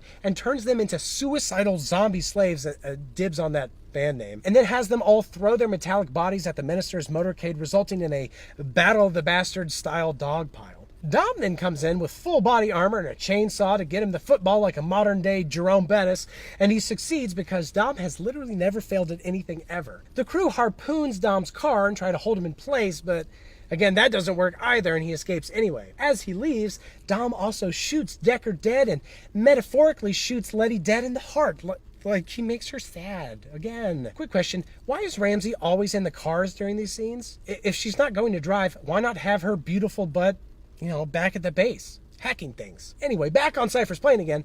Cypher is mad that Dom only metaphorically slew Letty, so she very literally kills Elena. But then again, it's not like they hack Elena's head off and kick the body out of the plane, so there's always a chance she'll come back in some future installment. The movie also reveals that the Fast and Furious franchise is stealing notes from the modern Bond movies, because it's revealed that Cypher was actually controlling Chakande and Owen Shaw, who's controlling Braga, so by the transitive property she was also controlling him, sort of, just like Blofeld was supposedly behind everybody Daniel Craig exploded to death. Does that retroactively improve Quantum of Solace or the fourth Fast and Furious for you? No? Huh. Maybe we should try it with the Transformers, and we'll reveal that all the movies are controlled by a kid named Jeff. Did you find what you were looking for? Yes. Good. Also like a Bond villain, Cypher pretends she's all cold and dispassionate and believes in logic above all else, and yet the whole reason she's messing with Dom is because she's mad that he thwarted her teams in the past couple movies. Also, she reveals her plan is to shoot a nuke so superpower countries will be held accountable and won't do bad things anymore, I guess. Not sure which things she thinks are bad specifically, but maybe China gave her that haircut and she wants revenge. But anyway, to that end, Cypher sends Dom to steal a nuclear submarine that is technically in Russia, but being held by Russian separatists, so Vladimir Putin won't feel weird watching the movie. Or circa 2017 Donald Trump. Wrong. He uses the EMP bomb that's apparently the same general concept as the one in the 6th movie, which they made seem like would be powerful enough to bring down an entire country, but he just uses it to lightly knock out the base's defenses for a couple of minutes and then to restart the submarine so that Cypher can hack it remotely. The team shows up to stop him and kicks off a pretty thrilling 3-way orgy of explosions and even a sexy girl-on-girl hacker cat fight. How do you like this? Hi, Ramsey. The crew stops the nuclear submarine from firing just in time, so instead, Cypher attempts to drive it out into the ocean so it can hide until she fixes it. This results in a big snow-level, Hoth-looking chase scene across the ice, where the crew races to close a sea gate that would, I guess, stop the sub from escaping, while the Russian separatists try and blow everybody up with no clear motivation besides more explosions. Meanwhile, a couple of Captain Americas, board Cypher's plane and reveal themselves to be Deckard and Owen Shaw. See, that fancy British lady is actually their mom. In flashback, she made a deal with Dom to take out Cypher using her 2 strapping lads. Dom shot Deckard in non-lethal ways, and the 2 paramedics who pick him up are the 2 randos that hadn't been in the last couple movies. Guess they figured out their contract dispute or something. So Deckard kills basically everybody on the plane and saves Dom's son, which gives Dom the freedom to kill a great big wildling who'd been working with Cypher. Dom then drives out onto the ice and blows up a submarine by basically crashing into it with his car like he does at the conclusion of every movie. Unfortunately, Cypher escapes to presumably set up F9, and the gang has another family dinner where Dom reveals he's named his son Brian in honor of Brian, who apparently couldn't make it to this very important family dinner, even though de-aged Clint Eastwood apparently got an invite. Brian must be retired from dinners too? Probably had to say grace too many times. So Dom and the guy who murdered Han share a special bro moment, and then Hobbs retires to be a stay-at-home dad, and all is right in the world. Wrong.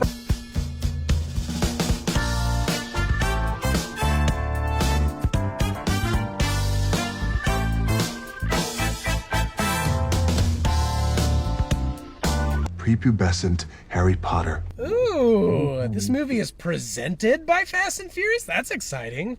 It's like a regular movie, but furiouser and balder. Also, I'm a little offended that the opening lyric mentions saving time in a butthole, but maybe that's a less offensive phrase in the UK. If I could save time in a bottle. A bunch of MI6 operatives, one of whom is extremely attractive, weird how that keeps happening, attempt to nab a virus that'll kill the whole planet from a truck. Are all spies that pretty?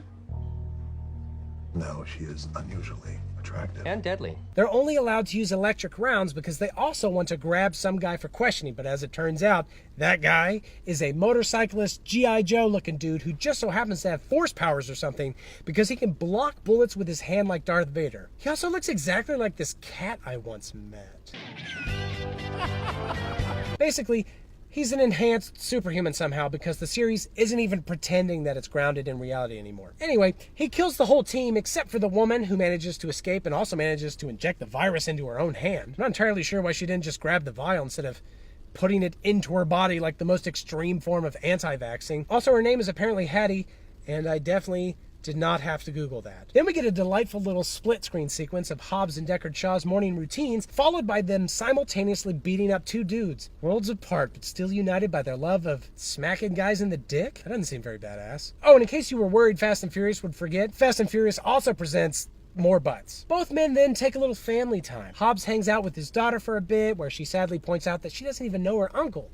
Of course, she also apparently doesn't know her mom, which seems like a bigger deal, but sure, what kid doesn't desperately want to know more about their dad's brother? Shaw, meanwhile, visits his mom, who is now in jail for no apparent reason, and she laments that he and his sister never hang out anymore. Classic mom stuff. Both Hobbs and Shaw learn about this virus that will go off in 72 hours and kill the whole planet, and even though Hobbs said he retired just a few months ago to hang out with his daughter, he cannot resist an offer to dive back in. Probably because it's offered by Ryan Reynolds, who is the best part of this and any movie that he's in. The point is there's no sharp edge. How did she get an entire brick into another person's chest? She either had to be really strong, or the other person had to have been, like, born without, like, bones. But then Hobbs says he works for the DSS and not the CIA, even though he literally decided not to work for the DSS at the end of the last movie. So guess he's already kind of tired of his daughter? You know, after 16 years, I figure it's time for a little break. Wow. Similarly, Shaw is recruited by Rob Delaney, who is the best part of any movie that he's in that doesn't also have Ryan Reynolds. I have both type 1 and 2 diabetes. Ow! Hobbs and Shaw soon realize they're expected to work together, and their first clever scheme is to say the F word at the same time, so it only counts as one time, and the movie can keep its PG-13 rating. It's the perfect crime. No fucking way. Hobbs and Shaw act extremely upset to be working together, but they were having a great time by the end of the last movie. How they had a whole family barbecue together and everything. Did they hook up between the movies and have a falling out? I mean, where's the little bit of Hobbs in my life, a little bit of Shaw by my side prequel we all desperately need? What's the matter? Also, I wish they'd hired an actual comedy writer for these insults. I mean, James Bond hired Phoebe Waller-Bridge for the new movie, and it almost feels like the actors just wrote their own burns, and it shows. It's like dragging my balls across John C. Anyway, the CIA tells them Hattie has gone rogue and stolen the virus and killed her team, even though we, the super smart audience, know she's been framed by a super cat. They refuse to work together, so Shaw, who is Hattie's brother, goes to Hattie's apartment, and Hobbs just immediately finds Hattie outside a club. Shaw gets attacked by some dudes and kills them, and Hobbs gets attacked by Hattie, but arrests her. Hobbs interrogates Hattie at CIA HQ in a flirty hot way with a bunch of talk about dancing, and then boom! The super dude, who is apparently named Brixton, attacks and grabs her. Shaw has come back by this point, and he and Hobbs save Hattie and escape. We learn Brixton works for an organization called Etion that has lots of advanced technology and wants to use the virus to kill everybody that isn't partially made out of robot parts like Brixton. I guess that's an idea. Also, Etion is apparently run by a formless robot god voice who talks to Brixton periodically throughout the film, and the robot god wants Brixton to turn Hobbs and Shaw rather than kill them. This is a screenwriting tip called an artificial way to keep your main characters alive for longer. This organization also apparently has control over the news media because now they all claim that Hobbs and Shaw have also gone rogue, and I guess the intelligence agencies in this universe all get their info from Fox News because they're labeled fugitives by basically everybody. I sure hope that that's not politics sneaking into my movie about muscly men getting exploded. Then, in like 2 seconds of effort, they grab the only scientist who can save Hattie before the virus unleashes inside her, and then subsequently, inside everybody else on the planet. His plan is to either shoot Hattie and set her on fire, or find a way to get her to some special machine in the Etion secret base in Ukraine. They decide to hold off on the fire for now. Then our three musketeers return to Shaw's lair, where we see a Mini Cooper, which Shaw claims was from a job he did in Italy, which is, of course, a reference to The Italian Job, which Jason Statham was in, and is a movie that was directed by F. Gary Gray, who directed the previous Fast and Furious movie, but also Charlize Theron was in that movie, which does that mean that sweet Stella one day grows up to become Cypher? Is this the key to making sense of this franchise? Anyway, then they're sneaking through airport security with names like My Cock Small, which is a penis joke, you see. And while on the plane, they exchange more dialogue that I wish somebody else had written, and we get a little cameo from Kevin Hart playing an air marshal who clearly improvised all of his dialogue so the screenwriter could go take a nap. Before hitting the base, they meet up with yet another randomly attractive woman who is an associate of Shaw's and provides guns and an airplane and several smooches for free, and for no apparent reason. They decide their best plan is going to be to just let the bad men take Hattie, as they'll probably take her to that special machine because they also want to extract that virus. Then Hobbs and Shaw will sneak in and break her back out after she's had the virus extracted. But that doesn't go so well because Hobbs and Shaw immediately get captured while Hattie escapes. Then Brixton monologues about how the world will end in 70 years because of things like climate change and capitalism, and damn it! There's politics again, good grief! Also, the writers try to give Shaw some sort of sympathetic backstory where he is actually a good guy who was thrown under the bus by his government or whatever.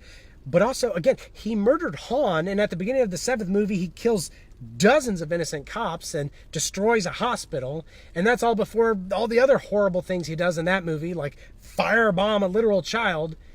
I just don't think he's that misunderstood. You don't know the meaning of that word anymore. But we can't dwell on that for too long because Brixton has also kidnapped a scientist from earlier, and the scientist decides to help Hattie escape and free the boys, and he does so with just a big-ass flamethrower. The three main characters manage to escape the building, but they leave the scientist get his neck snapped by Brixton. Thanks for all the help though, bro. Hattie tries to bring the virus extractor with her, but it gets a little jostled in the infinite explosions required to escape, so it no longer works. Hobbs suggests they travel to Samoa, where he has a brother who he thinks might be able to fix the machine, but you know who else could be pretty good at fixing machines? Like maybe Tej, Ramsey, anybody on Dom's crew? It is pretty weird that they're never mentioned, considering the last three movies have basically all begun when Hobbs is like, I need Dom's crew. And yet when he faces the possibility of a virus that can extinguish all human life, he's like, I think I can handle it on my own. I mean, granted, he's right, but it's crazy he never even considers them. What I look like, a zebra? So, anyway, with the help of Kevin Hart, the air marshal, they book a flight from the Ukraine to Samoa and arrive at Hobbs' childhood home. His brother Jonas opens the door and just, punches Hobbs right in the face. And even though Jonas is much older and frailer than Hobbs, Hobbs does the kind thing and pretends like the punch just really hurt him. See, Jonas is upset at Hobbs because Hobbs turned in their violent, insane, criminal father when they were kids and then left Samoa for a better life like a real asshole. But whatever. Hobbs' spicy mama throws a sandal at Jonas, so all is immediately forgotten and forgiven. Jonas begins fixing the extractor while the rest of the boys do a quick fort building montage, and Hattie creates a hack that'll disable all the bad guys' guns when they inevitably show up, even though I have no idea how Brixton would know where the hell they are. Hattie's job is really important because Hobbs' mama got rid of all the family guns because too many people in her family had been hurt by them, and nobody should need guns. Politics! Again! What is this, a cracked video? Anyway, the Brixton boys show up, and because their guns don't work, they all fight hand-to-hand for a while, and they smack each other so hard, night turns to day in literally less than 8 minutes. We know this because the extractor machine takes 30 minutes to work, and Hattie begins the process before the fighting, and it's apparently midday when the countdown is only to like 21:54. Also, Shaw made a plan to keep Hattie near the fighting so he could protect her in one of those, the closer you are to danger, the further you are from harm scenarios, but it doesn't work, and she gets grabbed by Brixton and thrown on a helicopter. Fortunately, Hobbs and Shaw move quickly to attach a tow truck to the helicopter to keep it from flying too high, and even more quickly, Hobbs grabs a t-shirt. But one truck can't keep the helicopter down forever, so more trucks latch on until they create a monkeys in a barrel scenario, but with shit trucks. The helicopter can't fly any higher, so Brixton tries to throw all the vehicles off a cliff. But Brixton, if the helicopter can't fly with the cars attached, then if you throw them into the ocean, the helicopter will follow, my dude. Fortunately for Brixton, the cars don't fall until later, when I guess they do fall along with the helicopter, and then Hobbs and Shaw and Brixton all just sort of punch around for a bit at the base of a waterfall, and Hobbs and Shaw win the fight, and then Hobbs gives his thoughts on the downsides of technology until the computer in Brixton's brain gets bored and decides he should just die. So he gets shut down instead of having to listen to Hobbs talk anymore. We may have all the technology in the world. We have John C. Hattie gets the virus thing extracted from her, and once again, peace comes upon the land. Hobbs brings his daughter to meet his weird, hyper-masculine family, and Shaw brings Hattie to visit their mom. And also, to break her out of jail, I guess. At some point, the CIA apparently smoothed everything out and reinstated everybody's legal status, but that's never fully explained. And also, Shaw basically negates his by breaking his mom out of jail, and then Hobbs probably negates his by swatting Shaw like a 12-year-old on Xbox Live. And that is that. That is literally all of the movies. Let me drive my car again. Control restored. Where are you going to go now? There's actually an F9 showing at Regal in like 20 minutes. I was thinking I could probably catch it. Oh, good call. For pink slips, right? Do horses even have pink slips? Yep.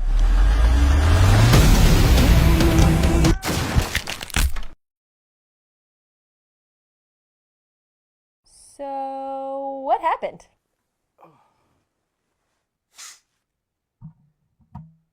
Well, F9 opens on Dom's dead dad, except he's not dead yet because this is a flashback to 1989, which is a constant B-plot of this movie. Of course, Dom's dad does die almost immediately because this is the race where his dad exploded on the track, and as it turns out, his car was having some sort of performance issues, which according to my wife is extremely common, and those issues made it so Dom's dad couldn't avoid getting pitted by an angry driver. And since this is a Fast and Furious movie, Dom's dad's car explodes like it had an onboard nuke, or like the production crew had just watched Cars 3. Also, because this is a Fast and Furious movie, there's a 45% chance that Dom's dad survived and has been in hiding for the past 30 years, but more on that in a bit, because we immediately cut to current day Dom, who is a much beefier man than he was in 1989, and honestly, even in 2017. Maybe all that talk about The Rock being way bigger got to Vin Diesel's head and his arms. Dom lives on a remote farm somewhere with Letty and his son Brian, and they're pretty on edge because as soon as a Jeep drives up, they grab shotguns and throw little Brian into a pre-made coffin in case things go south. But thankfully, the Jeep is piloted by Tej, who's carpooling with Roman Ramsey. They come bearing news of Mr. Nobody's plane having been apparently shot down after capturing Cypher, and he needs their help. He sent an SOS message exclusively to them, even though Hobbs or Shaw or most militaries would be way better at this kind of thing. The crew thinks they should go inspect the wreckage of the plane and see if they can find Nobody and or Cypher, but Dom says, "Nah, I'm retired because I'm a dad now. Like Brian." But that night, Letty is like, "Retirement is for wussies," and she doesn't full on say that little Brian isn't her kid, but he's not. So Dom then about faces and also agrees he doesn't want to be a wussy either. So they leave little Brian somewhere and board a plane to Montecito, Central America, which I don't think is a real place, and worries me that these movies are really starting to take some liberties with the source material. Anyway, they approach the crash site with only a 10-minute window before the local imaginary military attacks them. Of course, they find the plane and discover some crazy geometric magic 8-ball looking thing, and the local military attacks them. Thankfully, they've brought along a Jeep, an APC, a motorcycle, and a muscle car, because you know how muscle cars are notoriously great at navigating jungle terrain. Also, thankfully, they are truly invincible now. Like Rome is surrounded by 14 guys and just spins in a circle, firing an AK-47 and walks away with nary a scratch. Then they do a chase scene through the jungle, including a sequence through an active minefield, but their cars aren't affected because they drive faster than the explosions, which makes as much sense as anything, I guess. But then they're accosted by yet another jungle sports car driven by a guy named John Cena! Anyway, John Cena's character is named Jacob with a K, and he steals their magic 8-ball, and his car flies away attached to a magnetic drone plane, and also Dom swings his car on a rope across a canyon, sort of, and honestly, watching the movie doesn't make the physics of this any clearer. F9 sports way more noticeable CG and wonky physics compared to the rest of the series, and it's pretty distracting. Not in a, I can't decide whether to look at this butt or this car kind of way, but more like in a, I can't concentrate on anything Hector says because I know his butthole is as big as a steering wheel. Right. But okay. Dom apparently swung past the border because the military helicopters chasing him turn around, but it still sort of feels like what they did must have been some kind of act of war, right? Flashback again! We learn that Jacob is Dom's estranged brother and was also present at the race that killed their dad, and Jacob is pretty mad at the dude who exploded their dad and threatens to beat him to death with a wrench, but then Dom stops Jacob and then beats that dude almost to death with a wrench anyway, which is how he ends up in jail. Unflashback! In the present, we see Cypher trapped in a big glass Loki-style prison box. She was put there by one of those rich, white, effeminate foreign villains we get in every recent spy movie, but his name is Otto, and he's working with Jacob to combine the two halves of the magic 8-ball and also find a key of some kind, because once all those quests are fetched, he'll have the ability to control all the world's weapons computers or some shit. Obviously, it's not like they're going to succeed, so why should I explain it further? Then Mia shows up to help the crew because Jacob is her brother too, and Letty basically stares straight into the camera to inform us that actually Brian is babysitting all the kids, which is why he can't make it. I mean, they may be all millionaires now, but it's still tough to find a decent babysitter when the fate of humanity is on the line. The movie then takes a brief moment to address how implausible this all is by having Rome question whether he may or may not be a literal superhero. The thought is, as long as the characters are aware this is all nonsense, then the audience will be on board, as if somebody got this far into the series and decided this was the movie where things were getting just a little too implausible for their taste. I mean, this is nothing like the World War II documentaries I usually watch. Then boom, another damn flashback. Dom is in prison now, and those two random dudes are there too, I guess, and they explain that Dom's dad's engine must have been tampered with. And Dom realizes Jacob must have been the one to do it, so when Dom gets out of prison, he races Jacob, and he wins, obviously, and then he tells Jacob to leave forever. Oh, also, Michael Rooker is in this movie, playing yet another adoptive father figure, but this time to Jacob. And he tells Dom that it's his fault Jacob is screwed up now because the worst thing you can do to a Toretto is take away his family. But I disagree, because I think the worst thing you could do to a Toretto is explode them to death in a race car crash. But let's agree to disagree. He may have been your father, boy, but he wasn't your daddy. The middle portion of this movie is truly confusing as the crew simultaneously learns Han had some connection to Mr. Nobody in Tokyo, so Mia and Letty go see to that, and then Jacob is in London, so Dom goes to see about that, and also I guess they decide they need some cars, so Tej and Rome randomly decide to meet up with Sean from Tokyo Drift about that. So, okay, one at a time here. So I guess Sean is now a rocket scientist, and he's testing a rocket car for no apparent reason, and he's assisted by Fat Bow Wow, who no longer goes by the name Twinkie, but also offers no alternate name. Tej and Rome say they need cars, that's why they're there. But at this point, couldn't they just buy some cars like they did in 6? Have they not saved any cars between missions? Also, realistically, what do they think they need cars for exactly? They're taking down computer terrorists, right? Are they hoping to run over their MacBook or something? Dom, meanwhile, finds Miss Shaw in London, and they drive around for a moment before she delivers him to Jacob, and the two of them get mad at each other for a moment and talk about how there's no power greater than the love of family or whatever, and then Otto has Dom arrested by Interpol because his dad is a head of state somewhere, and that makes his house an embassy, technically, I guess, and Dom, therefore, an international trespasser or some such bullshit.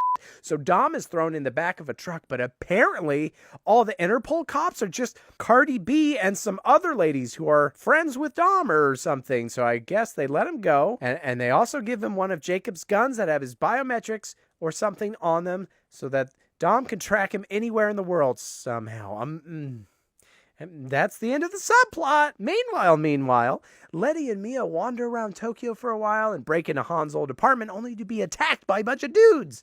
Apparently, Mia has been training for just this exact thing because she beats them to shit, even though she has, as far as I know, zero martial arts capacity. A full-time motherhood must involve way more fistfights than I realized. Ultimately, they're saved by a 20-something girl and also Han with a sniper rifle. Yeah, he's alive, twist.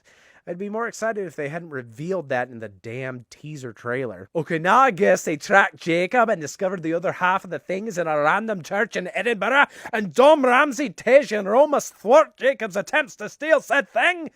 But Jacob proves he's the best spy in the world because he's using super magnets to knock out all the electronics in the area and a super zip line to leap from building to building, which has to be the single most ridiculous and least stealthy option. I mean, it's the middle of the day. People are everywhere. Do Scottish people just never look up? I mean, even thick-necked Dom manages to crane his neck enough to see Jacob and then, run up and knock him out of the air. Then they both leap from car to car and building to building like agents in Matrix Reloaded, and it's also physics-defying. Even Neo would blush at the preposterousness of it all. On the ground, Ramsey, Tej, and Rome find the truck housing those big-ass magnets, and they repurpose them to suck everything metal in the area towards them and destroy pretty much all of Scotland. Here's a clip of the screenwriters brainstorming this scene. magnets? How do they work? They also use their magic magnets to capture Jacob in the second of the magic 8-ball halves, I guess. And also Ramsey finally drives for the first time ever, even though she claims to not even have a driver's license. And I'm pretty sure that driving manual is harder than she makes it look, but maybe she's just been quietly observing everybody else's driving skills this whole time. So, okay, now they're back at the base and everybody's like, yo, Han, you're alive. How is that possible? And Han just sort of hand waves it with an explanation that he was working for Mr. Nobody and they faked his death with a hologram or some shit. And I guess the stealing from the Yakuza was all part of it. I'm pretty sure that double-crossing criminals is a terrible way to remain undercover. And also the guy that killed him, Deckard Shaw, had nothing to do with the Yakuza at all. So how did they pull all that freaking incredible timing madness off? Who knows? But as part of his work with Nobody, Han discovered the girl from earlier when she was 11 and essentially adopted her after her parents exploded in a stationary car crash because they were in the inventors of the magic 8-ball of death that they didn't want used for evil, even though what's the good version of controlling every single computer weapon system in the world exactly? Oh, and the 8-ball only works with the girl's DNA.